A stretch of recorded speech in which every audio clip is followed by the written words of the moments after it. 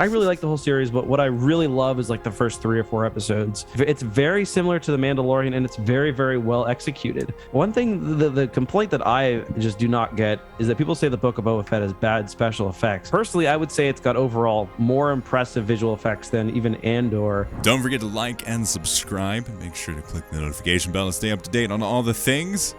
And hey, this is a clip from our full episode, so make sure you check that out on this channel or in the description of this video. Now, back to the clip. Because of the scope of what they did. Like with Mos Espa is absolutely incredible. There's these big scenes where you'll get to see Mos Espa off in the distance, and if you pause it and you look, it's like every little street has something going on. Yeah. And then you go down to the street and it matches the scene from the sky, and it's just like little things like that.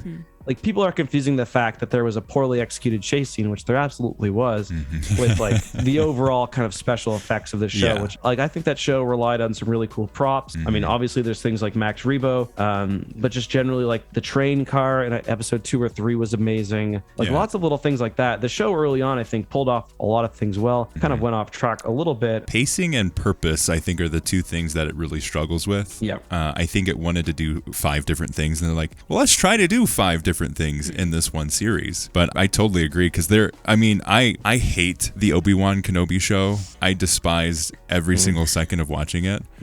But I really enjoyed the experience of watching Book of Boba Fett. I loved that whole, and it never felt, like you said with the special effects, like I felt every single moment in Obi-Wan where they were on the volume, which was the entire thing. It just felt like a very fancy stage play. You don't feel that.